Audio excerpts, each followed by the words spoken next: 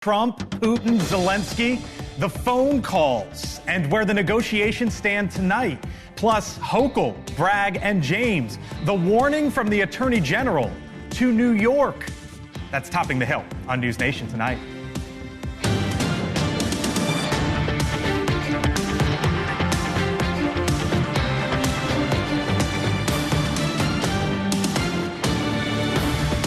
People didn't really know what President Putin's thoughts were, but I think I can say with great confidence he wants to see it ended also. An American released a phone call following, and tonight the commander-in-chief suggesting a meeting between himself and Vladimir Putin could happen soon in Saudi Arabia. And well before then, perhaps, as I was just talking with Connell, any hour now maybe, President Trump saying he's about to levy tariffs across the board.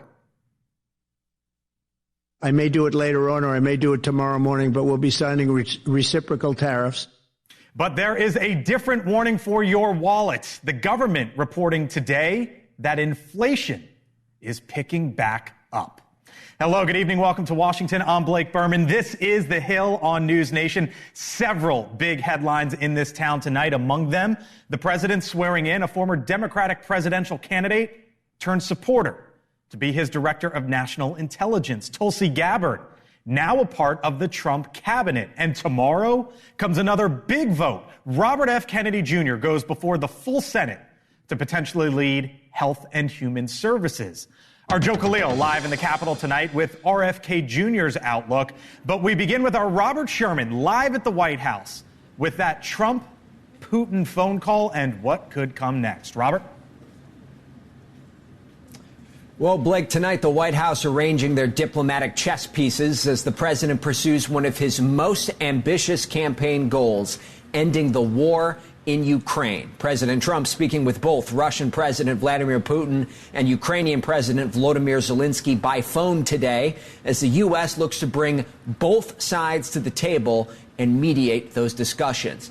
The release of American Mark Fogel from Russia overnight being called a show of good faith by Russia to help kick these talks off. 3 more prisoners, including 1 American, being released from prison in Belarus as well today. The White House keeping their negotiating cards close to the vest, but the president says he feels confident he can get some kind of a deal done and intends to be directly involved.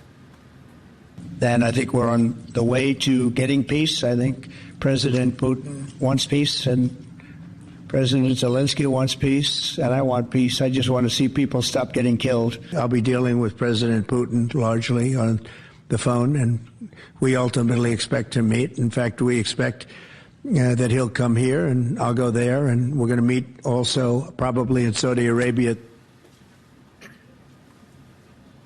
So the stage is now set for a highly critical meeting in Germany Friday at the Munich Security Conference between Vice President J.D. Vance and Ukrainian President Zelensky.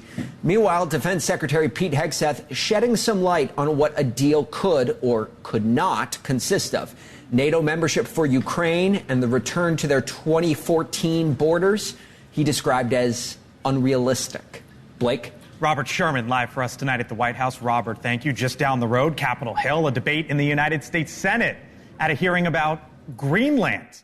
Republicans supporting President Trump's push to acquire the Danish territory. Senator Ted Cruz saying the U.S. can no longer ignore the, quote, geopolitical importance of Greenland.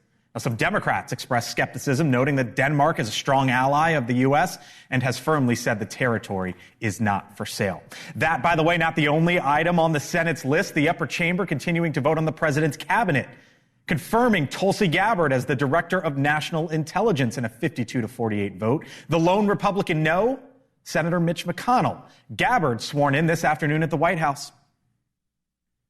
Unfortunately, the American people have very little trust in the intelligence community, largely because they've seen the weaponization and politicization of an entity that is supposed to be purely focused on ensuring our national security. The focus now turns to Robert F. Kennedy Jr., his vote coming tomorrow to potentially be the head of the Department of Health and Human Services. Our Joe Khalil back live up on Capitol Hill. Ahead of that vote, Joe, what does the outlook look like for him? So it looks pretty good. Like, the game for all of these nominees who you put in the contentious category, whether it be RFK Jr. or Tulsi Gabbard or others, is you've got this handful of 5 or 6 Republican senators who might vote against you, and you have to one by one sort of eliminate those votes and turn those no's into yeses. That's what happened with Tulsi Gabbard today. That is very likely what's going to happen with RFK Jr. as well. We already know some of those potential no's, people like Susan Collins, Lisa Murkowski, people like Bill Cassidy, have all committed to voting yes for RFK Jr. Now, these all have started out a bit troubling, a bit rocky at the beginning, Republicans raising their objections about these nominees, only to see that J.D. Vance picks up the phone, the nominees pick up the phone, other people in the administration, and they get these senators from no to yes. That's what we saw with Tulsi Gabbard as well, with the exception of Mitch McConnell. But again, only one Republican voting against her is enough for them to move forward. And look at McConnell's statement, actually. It was pretty scathing, and he didn't really hold back. He basically said that the American public deserves a DNI that isn't going to be questioned on their judgment. Put him aside, and it was a smooth vote today for Tulsi. Our Joe Kay, live tonight in the Capitol hallways. Joe, thank you. Now to the illegal immigration crackdown at Guantanamo Bay. NewsNation confirming tonight that the Trump administration is sending nonviolent and low-risk immigrants to the Cuban base. That's in addition to violent gang members and high-threat immigrants. Right now, there are less than 100 detainees at Guantanamo Bay. So far, there have been 8 flights in the last 8 days. President Trump's Attorney General Pam Bondi holding her first press conference at the Department of Justice just within the past hour here. Lots of questions on this one. New York, though, very clearly her next target regarding immigration policies. We have filed charges against Kathy Hochul. We have filed charges against Letitia James and Mark Schroeder, who is with DMV. New York has chosen to prioritize illegal aliens over American citizens. It stops today. The charges coming nearly 1 week after the Justice Department sued Chicago, Cook County, and the state of Illinois as well over its sanctuary city policies. Joining me now, Jesse Weber, NewsNation legal contributor, host on the Law and Crime Network. Jesse, good to see you. Thanks for being with us tonight. Tell me real quick, what was the Attorney General Pam Bondi doing today? She talked about charges and some of the biggest figures in the state of New York. So first of all, charges, loaded term. This is not a criminal case. This is a civil case. She is suing the different officials in New York. And basically it's saying you better change your laws in New York. Really what she highlighted were the green light laws in New York, where undocumented immigrants can actually get licenses, and the DMV doesn't have to share that information with federal immigration authorities. Now, the interesting part about that is, technically, some would say, oh, that's obstruction of justice. Oh, this is illegal. An argument that we should be looking out for. It violates the supremacy clause. You're interfering with federal immigration law. There is a difference here. You don't necessarily have to cooperate with federal authorities. It is when you actively interfere in a federal investigation, you interfere with federal immigration activities. That's the problem here. So she is suing. And by the way, what does this come? This comes one day after Mayor Eric Adams, who's been very critical about immigration. He now is let off the hook for a period of time until the next election. The chess pieces are moving into place to change New York, so this becomes a city where is going to be pro-immigration enforcement. The big names, though, were named, at least according to the Attorney General Pam Bondi in this. Kathy Hochul, Letitia James. What, if anything, how, if any way, does that raise the stakes for them? Well, she's basically saying all of you are responsible. You are the heads of law enforcement in the state. You are head of governance in the state. You are the head of the DMV. But what does that mean, right? Like, could they? Because Tom Homan, as you know, Jesse, has basically come out and said if some of these leaders don't comply, we could put them in jail. Is that what they're setting up here?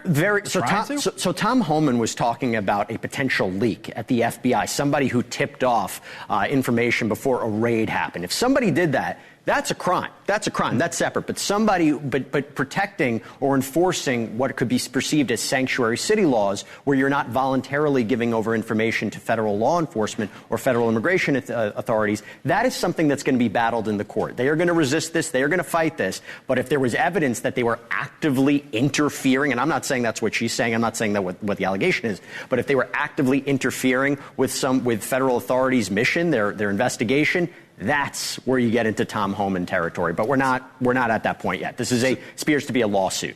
Yeah, so how does this end? Oh, this is going to be a protracted legal fight. Here's what I have to say, though. We've seen this before in the other lawsuits about sanctuary cities. It might not necessarily be a violation of the Supremacy Clause. I think what they're going to need to do is provide specific examples about, let's say, how a green light law, how it led to someone slipping through the cracks, how it led to a violent offender being on the street, how it led to federal authorities not being able to do their job. You can't just make blanket statements. You have to provide actually more concrete evidence for a lawsuit like this to take hold. Jesse Weber, NewsNation legal contributor. Thank you, sir. You know we'll be watching it, Jesse. Thank you. You got it. All right, still to come here on the Hill, the war on waste turns into a war of words here in Washington today. Lawmakers clashing during the first DOGE hearing up on Capitol Hill. Does Elon Musk have too much power? President Trump saying tomorrow he is going to bring the receipts. What could that look like? Welcome to Washington. You are watching The Hill. This is the center of politics. I'm Blake Berman. We're back here in 4 minutes. Yeah, it happens. That's why VisionWorks gives you 100 days to change your mind. It's simple. Anything else I can help you with? Like what? VisionWorks. See the difference. Stanley Steamer is proud to be the leader in deep cleaning, cleaning over 1 million homes and businesses every year using powerful equipment custom built by us. It's not clean until it's Stanley Steamer Clean. Stanley Steamer gets your home cleaner.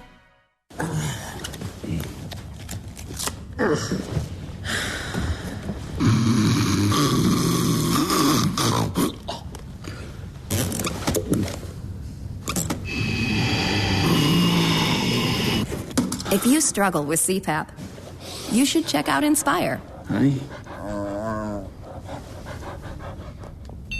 Inspire, sleep apnea innovation. Learn more and view important safety information at inspiresleep.com. All right, welcome back here to The Hill on NewsNation. Some news in this town moments ago. A federal judge declining to allow a continued pause in the federal government buyout program. That means the government can move ahead with those quote-unquote buyouts. At last word, more than 60,000 government employees had elected to take the buyout, so now it can move forward. We'll see what the administration does from here. Just down the road, Elon Musk, again the focus on Capitol Hill. House lawmakers holding their first hearing for the Department of Government Efficiency, the subcommittee there. Democrats continued their attacks against Musk, arguing his abuse of power. If we're going after waste, fraud, and abuse, let's start with abuse. Abuse of power. As of yesterday, there were 55 lawsuits under consideration by the federal courts across our nation as a result of Elon Musk's and President Trump's unlawful acts. Republicans defended Musk and DOGE, acknowledging how much money they say the government is wasting. We're uncovering what could be the biggest money laundering scandal in American history. Not a single company, governor of any state would ever turn down Elon Musk and his team of DOGE from coming in and providing free services to right the course and financially in any state or organization. It comes just one day after Musk appeared alongside the president in the Oval Office as an executive order was signed giving DOGE the power that the president wants it to have. Joining me now is the Democratic congressman from the state of New York, Dan Goldman. Congressman, thanks for being with us tonight. Thank you. Here on the Hill. So what about that? We're going to be talking to Eric Burleson, by the way, coming up. But what about that argument from Congressman Burleson? President Biden had submitted a budget request of $55 billion for management advisory. The argument is, hey, if you can get the greatest innovator of our time to come in and look at this for free, why not? Well, the problem is, and you should ask Congressman Burleson this, he has no idea what Elon Musk is doing. I have no idea what Elon Musk is doing. You have no idea. The president doesn't know what Elon Musk is doing. All we know is what he tells us. And how can you determine in the span of hours that something is waste, fraud, and abuse? That requires follow-up. There's no accountability. There's an entire subcommittee on the Oversight Committee, which is related to DOGE.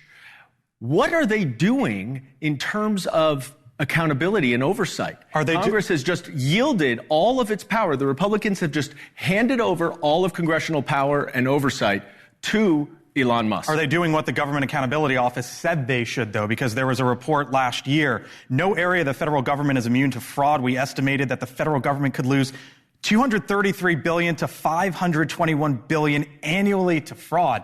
The government's saying someone's got to do this. Absolutely. And I agree. I mean, we need to root out waste and fraud in our government. We need to make our government more efficient.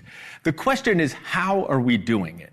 And rather than do an analysis, whether it be Elon Musk or someone else using modern technology, which the federal government does not have, to identify suspicious expenditures, then you do an analysis, then you come back to Congress and say, hey, this is fraud and abuse. We'd like to rescind this money because Congress has the power of the purse. Elon Musk does not. And so the problem is that he is just completely recklessly and unfettered going through every federal government agency while he has so many conflicts of interest. He has over $13 billion of government contracts himself. Do you want him to be deciding which government contracts? So there seems to be a lot of focus from Democrats on Musk, right? And on DOGE. We just saw an election in which the two big issues were the economy and immigration. And I'm looking at Senator Schumer and Congresswoman Waters out there at the front of the Department of Education going up on cameras. And I'm just sitting back here thinking to myself, Congressman, does your party need to focus more on the economy? Because there was a new poll out from just the other day. Trump's focus on lowering prices. 66% of the country says it's not enough. Eggs, the searches for eggs on Google right now are spiking. And yet all the focus, or a lot of it, is on Musk and DOGE. And I wonder if your party needs to start looking elsewhere. Well, I think we are focusing on the cost of living. I have repeatedly pointed out that through all of the executive orders, through all of the executive actions, the barrage of executive actions that Donald Trump has made in his first 3 weeks, not a single one addresses the economy. So in fact, the only one is prescription drug prices are going up. Cost of eggs are going up. He's not doing anything. And yet he thinks he has some mandate to put Elon Musk in charge of the federal government when really he won the election, as you pointed out, based on making life more affordable. Inflation is up today. Donald Trump is hurting the lives of working Americans. Why don't I see Democrats out there like they were at the Department of Education and making this argument? Well, we will make this argument, but let's not forget, right now, Donald Trump is trying to overtake our federal government. There is a crisis of democracy. What do you mean by that? Donald Trump is the president. Is usurping the power of Congress. He is putting someone with egregious conflicts of interests in charge of cutting our executive branch agencies, both in terms of funding and personnel. He's gutting the agencies that are investigating him. There are 32 investigations, according to the New York Times, of his companies. He's gutting those investigations. And there's no oversight. No one has any idea what he's doing. The problem is not waste, fraud, and abuse, Blake. That's very important to understand. I don't want waste, fraud, and abuse. The problem is that Donald Trump is essentially paving the way by firing everyone that he doesn't like, putting his own lackeys in to abuse and weaponize the country. Wait a minute, to weaponize the federal government, to help Elon Musk and the billionaires, to hurt working Americans, and to go after his political enemies. It's a gross, gross abuse of power, and it's a danger to our democracy. So right now, that is the five-alarm fire. I want to ask you about immigration, because the public is clearly behind deporting illegal immigrants. New York Times poll 66%. If they're criminals, 80 in the mid to high 80s. The Attorney General, Pam Bondi, came out today and basically said she's filing a lawsuit against some of the biggest leaders in New York.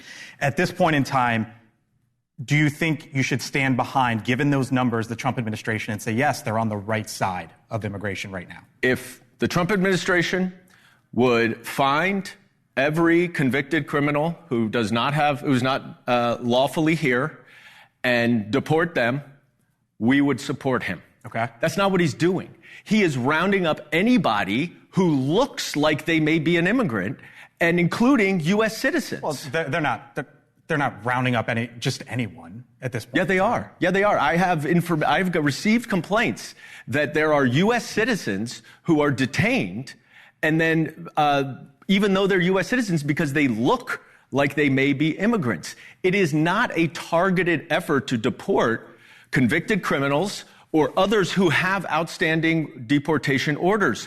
Go do that. That's great.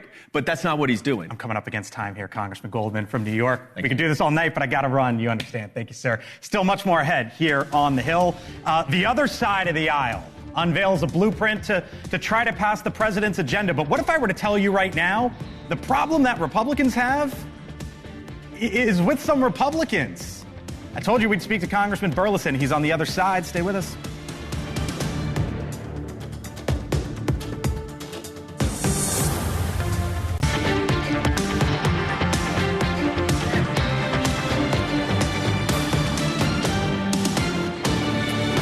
The latest executive order coming out of the White House, the defense secretary's plan for Ukraine, and the newest chairman of the Kennedy Center Board.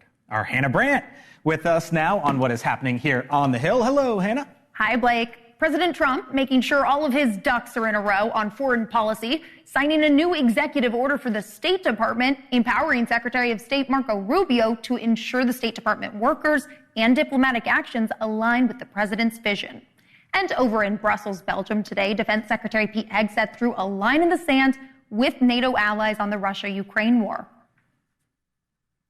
We must start by recognizing that returning to Ukraine's pre-2014 borders is an unrealistic objective. The United States does not believe that NATO membership for Ukraine is a realistic outcome of a negotiated settlement. And Trump also juggled phone calls with both Zelensky and Putin today, and he managed to land a second job. The new board of D.C.'s Kennedy Performing Arts Center, just unanimously elected Trump as the new chairman. This follows Trump's announcement last week, where he named himself to the position and fired the old board over what he considers woke performances. And that's what's happening on the Hill, Blake. Unanimously elected, huh? That's right. And get this, the new board, on it, his chief of staff, the second lady, and singer Lee Greenwood, famously a Trump supporter. And who was on this show. I've never been there. What am I missing? You know, it's beautiful, and I am a former high school theater kid, so I love a good musical. They've got a lot of good performances, but we'll see what they have in store with Trump as the head. We'll see. Hannah Brandt, thank you. Appreciate it. All right, so it is day 23 of the Trump administration, but the first time we are getting a sense of how Republicans will implement the president's legislative agenda. Now, this is the process that includes getting more money for initiatives such as security at the southern border, at the same time enshrining all those tax cut promises that the president made while out on the campaign trail, including, for example, no tax on tips, Social Security, or overtime pay. Now, the proposed budget reduces taxes by more than $4.5 trillion with at least $1.5 trillion in spending cuts. It also would increase the debt limit by $4 trillion, giving Republicans runway while they have guaranteed control of Washington for the next 2 years. But some conservatives are already lobbing criticism. Bottom line is that it appears many of my colleagues have backed up from the promises that we made to restore fiscal responsibility to our country. I support all of the tax cuts, however, you got to get religion on spending cuts. And if they're not going to do that, I'm not going to be a cheap date and say, oh, okay, sure, you get your tax cuts. Joining me now is the Republican congressman from the state of Missouri, Eric Burleson. By the way, he's a member of the DOGE subcommittee. We'll get to the congressman on that hearing today. Congressman, thanks for being with us tonight here on the Hill. Let me start here because I know this is an area that you also have had your eye on. I believe you're not a fan. Why? And has Mike Johnson let you down? Yeah, I'm very disappointed. And let me put this into perspective. Between last year and this year, the interest rate on our debt, which everyone knows is about $37 trillion, the interest rate increased by $200 billion. And it's doing so every year. So next year, we'll have another $200 billion added on top of the increase that we had this year. To put that in perspective, we're trying to cut. This proposal is to cut $1.5 trillion stretched out over a 10-year period. It's about $150 billion a year. That will not even cover the increase in the interest payments that we're making. So if you recognize this and you realize we have one chance to do this, probably. This is our last chance to course correct financially, make sure that this country doesn't go insolvent, and that the dollar remains the world currency, reserve currency. And so I'm just disappointed with the level of spending cuts. So what happens if they eventually say, come on, Congressman Burleson, come on, Congressman Higgins, who we heard from, come on, Congressman Roy, this is the Trump administration. He won, fall in line. What do you do? Yeah. And I think that at the end of the day, I think Trump wants these cuts as well. Trump campaigned saying he wants to do the cuts. We're on board with what Trump campaigned for. We're on board with all of it, including the spending cuts. It's our other colleagues that we drag their feet when it comes to cutting spending. And look, this town is always good at saying, oh, don't worry, we'll do the hard part later, right? But we promised that we're going to do it later. I'm done with broken promises from my colleagues. I don't trust them. But, if Trump, I will say Trump is a man of his word, and when he makes a commitment, he keeps to it. And that's why the American people voted him back into office. They know that he keeps his word. If he committed to increase spending cuts, then I think he's going to get a lot of us on board. Okay. At the moment, has Mike Johnson let you down? I think Mike, probably given his own aspirations, has let himself down. I think Mike Johnson says he's a fiscal conservative. This is nowhere near good enough. And I hope that he agrees with me that we could do much better. Let me ask you about DOGE, because you were in that hearing today. I just spoke to one of your colleagues on the other side of the aisle. You've heard the argument from Democrats, which is, look, Elon Musk, yeah, he's a wildly successful. Yes, he has amazing companies, great innovator, but how do we know that he doesn't have conflicts of interest? That was a lot of the arguments today from Democrats. What say you? I would say, he doesn't need us. He doesn't need the government. He has $400 billion, right? That's what he's worth. He does not need it. He loves this country, just like Trump. He's not taking a paycheck, and he's not even going anywhere near the areas where he does have, business arrangements with the federal government. So I really, truly think that his heart is in the right place. He just wants to, find the waste and save this country. And look, I'll tell you, you ask any governor of any state, or really any Fortune 500 CEO, if Elon Musk came to their company or their state and said, hey, I'm going to bring a team of geniuses, we're going to do an audit, we're going to find waste within your state or organization, there's not a single governor that would turn that down. So what happens if... I'll let you finish, sorry. Go ahead. Yeah, and so that's why I'm just saying that no one would turn that down. We have a tremendous asset in Elon Musk, and they're going... I think the thing is they're just really set back by how aggressive and how quickly they're combing through and really achieving what Trump campaigned on. I don't think that the Democrats were ready for the speed. The question that I had for you is this. What happens as a Republican when Elon comes for the Defense Department and for the Pentagon? You willing to cut tens of billions, hundreds of billions, maybe? I think that certainly we can find places that where we can reprioritize the spending. Look, our military is really we're planning for the last war, not the next war. And I think the war in Ukraine and Russia has demonstrated that we probably need to get more nimble. We need to modernize. We need to move more towards drones and other devices. The war has changed, and so we need to reprioritize is one thing. What about cut? What about bringing that number down? Yeah. I think having a safe, secure America is a top priority. And so if we can find a way to be secure, to be strong, and have a strong military and reduce costs, then I'm all for it. All right, we'll leave it there. Congressman Eric Burleson, a member of that DOGE subcommittee in the hearing today, and one of those Republicans who is going to keep his eye on how they try to figure out from here to implement the president's agenda. Congressman, thanks for being with us tonight here on the Hill. Appreciate it. Thank you. You got it. Now to the economy and the first inflation readout for 2025. Not a good one. Inflation rising to 3% in January. This is the fourth consecutive month Americans are seeing prices go up. It's important to keep in mind these are the numbers from last month, January.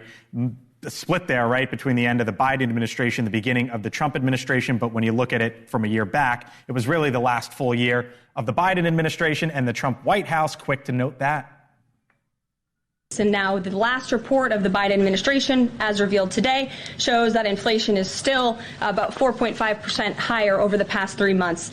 This is an indictment on the Biden administration's mismanagement of the inflation crisis and their lack of transparency in addressing it. With me now, Chris Steyerwalt, host of The Hill Sunday, senior fellow at the American Enterprise Institute. Hello, brother. How we doing? This is the last year of the Biden administration, but the reality is this is now the Trump economy going forward. And this is the setup for President Trump and his White House, whether they like it or not. If something had happened between January 20th and today that would bring inflation down, we would say, oh, okay, well, maybe there's a pivot. But there's nothing happening that would tend to bring inflation down. Food prices are up. We have the avian flu going on. We've got tariffs coming on. That means people are hoarding. We've got a lot of inflationary pressures that are going on. And when you listen to the vice president, when you listen to what the president says, when you listen to what their surrogates say, they're all saying the same thing, which is when we said day one, inflation will start to come down, prices will start to come down. We were kidding. That's some stuff people say. It's going to be really hard to get prices down. It's, I think, one of the reasons why, obviously, border in the economy, right? The border, you can do all these executive orders, all these actions legislatively. The economy, you can't just write the executive order and inflation comes down. And they are interconnected matters. Yep. If you want a secure border and you want to deal with illegal immigration in the United States, you will pay more for food. That's true. That's a consequence. Who works in the meatpacking plants? Who works in the poultry plants? A lot of migrant workers work in those places. If you shut off the flow, then, and many people would say that this is a good thing, wages will go up because to get Americans to work in those jobs, they're going to have to pay more, but that's going to drive prices up. And I will say this, Congressman Burleson. Yep. Fascinating interview, right? This is a powerful tool in his favor because when the Republicans were in the same position in 2017, we hadn't had any inflation forever. It had been forever. It had been 12 or 15 years since there was inflation beyond any sort of normal rate. This time they say, if we go on another spending spree and cut taxes at the same time, what's going to happen? More inflation. It's the first time the president has to deal with this. Hang by. Other side of the break, a live look. Capitol Hill, where House Republicans unveiled that blueprint today to try to get into the president's agenda. So what's in it, and does it meet the president's demands? Plus, the president holds a phone call with Vladimir Putin. Chris is back. Leland Vittert with me. Other side of the break as well. Stay with us. NewsNation tonight. House Speaker Mike Johnson joins Leland live to talk about what's on Trump's big agenda, his plans for speakership in a GOP-held Congress, and the major budget battles ahead. On Balance with Leland Vittert, tonight at 9/8 Central, only on NewsNation. Just award-winning. It's rewarding. Saatva Mattresses supports all types of sleepers. Luxury is handcrafted and assembled in American factories and brought directly to you with our complimentary in-home delivery and setup service. Which is why over 90% of customers would recommend Saatva to friends and family. Saatva, luxury mattresses made affordable. All right, welcome back here to the Hill on NewsNation. Live look, Capitol Hill, where tonight Republicans are trying to figure out how to move forward on the president's agenda. The conservative House Freedom Caucus wants deeper spending cuts. After all, the national debt climbing by the second, approaching $37 trillion. The The Speaker of the House, Mike Johnson, saying of the process, quote, "There will be ongoing debates and discussions in the coming weeks, and we remain focused on working through the process to deliver on our promises made to the American people." He says there's still much work to be done, but we are starting on the right path. Look who I have here, Leland Vittert, host of On Balance. Chris Steyerwalt back with me as well. This guy's got a big interview tonight. You know about it? Tell me more. Tell me more. I'm in Who are you rapt interviewing attention. tonight, Vittert? You guys coming back? Speaker of the House, Mike Johnson. Speaker of the House, Mike Johnson. And this is part of what's before him. And really, look, it's the president and his agenda, but now that building behind us has to carry it out. Yeah, you could say that Mike Johnson has the hardest job in Washington, I think, by far, Chris. Well, other than the host of the Hill Sunday, yeah. But what Mike Johnson has to do, and I think your interview earlier illustrated, is try to figure out how to match President Trump's agenda with the narrowest of narrow margins of a majority in the House. That is not an easy task. There's a lot of promises there, right? It's the Trump tax cuts, which Republicans were successfully able to get through in 2017. But then the president has added on things like no tax on tips, no tax on overtime pay, no tax on Social Security. And it's trying to figure out how all of that works given the mounting national debt. Well, as my mother used to say, people in hell want ice water. A lot of people want a lot of things, and it's no different this time as it is every other time, is that you have 435 people who want 435 different things out of this. There is a shot clock. The fiscal cliff approacheth, right? We're well less than a month away from having to raise the debt limit and have a continuing resolution to keep the government open. They can kick the can again, right? They certainly can kick the can again, but the bill's coming due.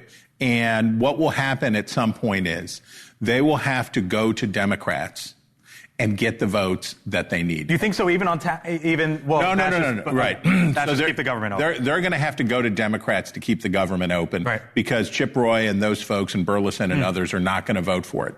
So Mike Johnson is doing repairs on a moving car. He's going down the interstate at 65 miles an hour, and he's changing out the carburetor. So good luck. Meantime, just down the road at the White House, President Trump speaking with two leaders today, the Russian president, Vladimir Putin, and then the president said he would also be calling Vladimir Zelensky.